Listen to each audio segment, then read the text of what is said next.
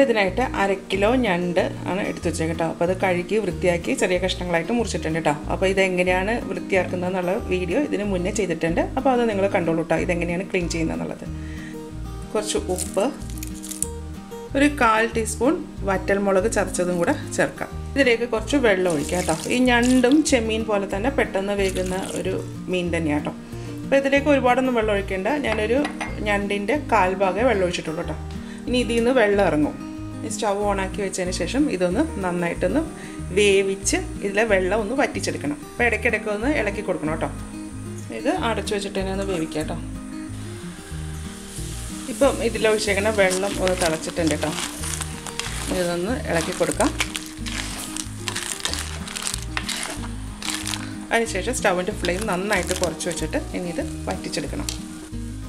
വീണ്ടും അടച്ചു വെക്കാം. ഇനി ഇത് വറുത്തിടാൻ വേണ്ടിയിട്ട് 10 ചെറിയ ഉള്ളി വേണം കേട്ടോ. അത് ഒന്ന് ചതച്ചെടുക്കാം.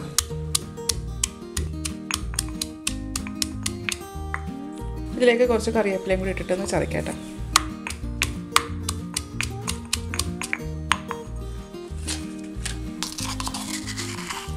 ഇതുപോലെ ഒന്ന് ചെറുതായിട്ടൊന്ന് ചതഞ്ഞാൽ മതി.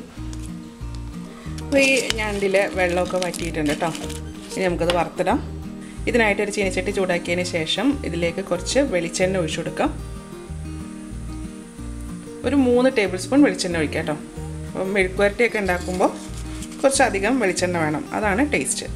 ഇതിലേക്ക് നമ്മൾ ചതച്ച് വെച്ചിരിക്കുന്ന ചെറിയ ഉള്ളി ഇടാം. എരിവിന് ആവശ്യത്തിന് വറ്റൽമുളക് ചതച്ചത് നമ്മൾ ആദ്യമേ ഞണ്ടിൻ്റെ അകത്തും കുറച്ചിട്ടിട്ടുണ്ട് കേട്ടോ. അപ്പോൾ അതനുസരിച്ചിട്ട് വേണം ചേർക്കാനായിട്ട്. അപ്പോൾ ഇതിൽ വറ്റൽമുളക് ചതച്ച് തന്നെയാണ് കേട്ടോ ചേർക്കേണ്ടത്, മുളക് പൊടിയല്ല. 1/4 ടീസ്പൂൺ മഞ്ഞൾപ്പൊടി. ഇനി ഇത് എണ്ണയിലൊന്ന് മൂപ്പിക്കണം. ഒരുപാട് ബ്രൗൺ നിറമൊന്നും ആകണ്ട കേട്ടോ, ചെറുതായിട്ടൊന്ന് വാടി വെച്ചാൽ മതി. മതി കേട്ടോ. നമ്മൾ ചേർത്തിരിക്കുന്ന ആ ഉള്ളിയൊക്കെ ഒന്ന് മൂത്തിട്ടുണ്ട്. ഇതിലേക്ക് വേവിച്ച് വെച്ചിരിക്കുന്ന ഞണ്ട് ചേർക്കാം. ഇതെല്ലാം കൂടെ ഒന്ന് യോജിപ്പിക്കാം.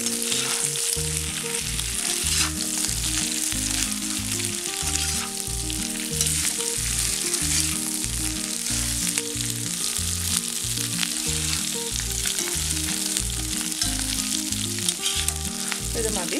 ഇപ്പോൾ നമ്മുടെ ഞണ്ട് റോസ്റ്റ് റെഡി ആയിട്ടുണ്ട് കേട്ടോ. മതി. ഇതിലേക്ക് ഞാൻ കുറച്ച് കറിവേപ്പില കൂടെ ചേർക്കുന്നത് കേട്ടോ. ഇത് നന്നായിട്ടൊന്ന് യോജിപ്പിക്കാം. അപ്പോൾ നമ്മുടെ ഞണ്ട് മെഴുക്ക് വരട്ടി റെഡി ആയിട്ടുണ്ട് കേട്ടോ. ഇത് നല്ല ടേസ്റ്റാണ്. ഇത് കുറച്ച് സ്പൈസിയാണ്. ഇത് ഷാപ്പിലെ കറിയാണ് കേട്ടോ ഇത്. അപ്പോൾ ഇതുപോലെ ഒന്ന് എല്ലാവരും ഒന്ന് ഉണ്ടാക്കി നോക്കൂ കേട്ടോ. ഉണ്ടാക്കി നോക്കിയിട്ട് ഇതിൻ്റെ അഭിപ്രായം എൻ്റെ കമൻറ്റ് ബോക്സിൽ ഇടുക. എൻ്റെ ചാനൽ ആദ്യമായിട്ടാണ് കാണുന്നതെങ്കിൽ സബ്സ്ക്രൈബ് ചെയ്യുക. വീഡിയോ ഇഷ്ടമായെന്നുണ്ടെങ്കിൽ ലൈക്ക് ചെയ്യുക, ഷെയർ ചെയ്യുക. അപ്പോൾ ഇനി അടുത്ത ദിവസം അടുത്ത റെസിപ്പിയുമായി കാണാം. Thank you.